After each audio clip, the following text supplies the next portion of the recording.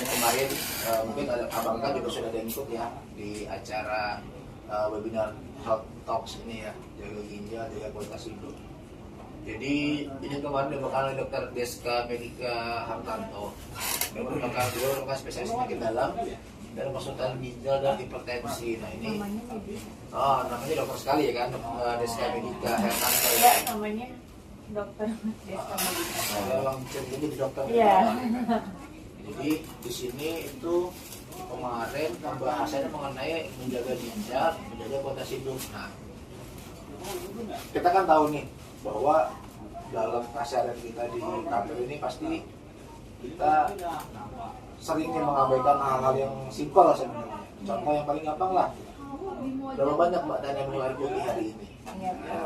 Ya. Atau berapa banyak Tiana bergerak di hari ini? Intinya gitu. Kenapa? Karena ginjal ini yang sepengetahuan saya, sepemaparan itu, dia merupakan organ yang besarnya sebesar kepalan tangan gitu. Tapi dia memiliki fungsi sangat vital di tubuh. Karena apa? Karena dialah yang menyerap atau menyerap atau menetralkan semua racun yang ada di badan kita gitu.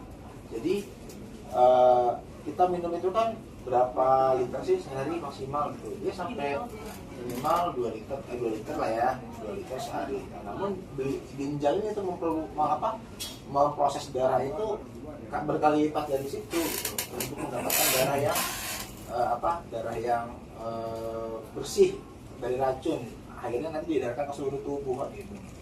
Nah, kenapa kita bisa menjaga ginjal kita? Pertama, ginjal cuma 2.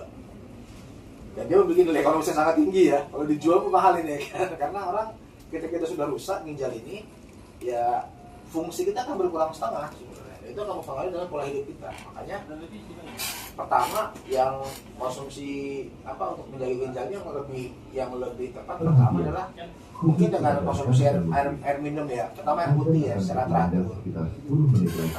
Kemudian untuk yang ya mungkin kalau kita penikmat kopi atau minuman kafein dan minuman lainnya mungkin masih bisa ditolerir, namun dalam batas tertentu lah. Jadi nggak yang mungkin konsumsinya itu sebagai air putih, jangan. Tetap disayangi ginjalnya. Kemudian juga kualitas hidup di sini kita buat ya kan. Artinya posisi duduk kita memang cukup nyaman di kantor nih, ber-AC, namun yang pernah saya pelajari maksimal tuh orang bisa duduk di kantor tuh maksimal 3 jam. Setelah itu dia harus bergerak minimal 10-15 menit. Kenapa? Karena semakin lama orang duduk itu bisa mempertinggi atau meningkatkan potensi gagal dan serangan jantung karena nggak bergerak. Makanya saya mungkin Bang Rido juga sering, saya juga ketika beberapa jam pasti kita jalan tuh keliling. Saya lebih sering ke bawah, berjemur keliling 10 menit, naik lagi ke atas, itu nggak apa-apa. Jadi itu memang salah satu progres yang harus kita jalani. Jadi kalau memang tiba-tiba orang ini nggak tepat, ya kita punya alasan tepat. Misalkan, Bang, saya izin mau ke bawah, mau tukar udara, misalkan, atau mau bergerak, itu nggak apa-apa. Dan itu memang menurut saya pribadi harus dilakukan untuk menjaga badan kita sendiri. Ini dari Bang Rido, ada tambahan Bang Rido?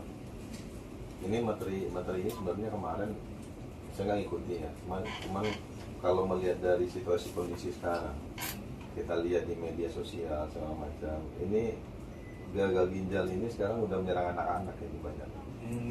Dari pola makan ya. Karena ya kita mungkin ya nanti selaku orang tua ya, mungkin Mbak Tania lagi yang jadi orang tua, dan anak juga jadi orang tua. Nah ini jadi fokus kita juga selain diri kita sendiri nih. Karena saya membaca berita, kasihan anak SD sudah cuci darah.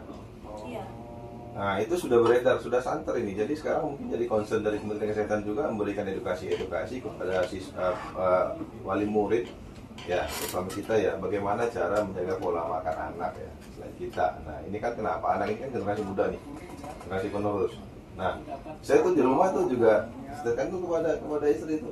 Nah ini tolong, karena memang anak saya paling kecil itu dia doyan banget sama manis, sama melin tuh. Nah karena ini gambaran kita ke depannya, kalau ginjal ini ya, kata orang satu ginjal pun orang bisa hidup, bukan masalah itu satu ginjal atau nggak ada ginjal, tapi fungsi ginjal sangat krusial untuk menawar racun, bagaimana darah itu sehat kan. Nah, jadi itu perlu perhatian kita semua ini. Walaupun saya nggak ikut, tapi ini sangat sangat luar biasa nih kalau seandainya ini diterapkan tidak hanya di kantor Bang Andi, tapi di lingkup kehidupan kita di rumah. Skala kecil dulu aja nih di rumah kita gitu kan. Nah, ini sangat bagus nih karena memang sangat penting memang ginjal ini sekarang.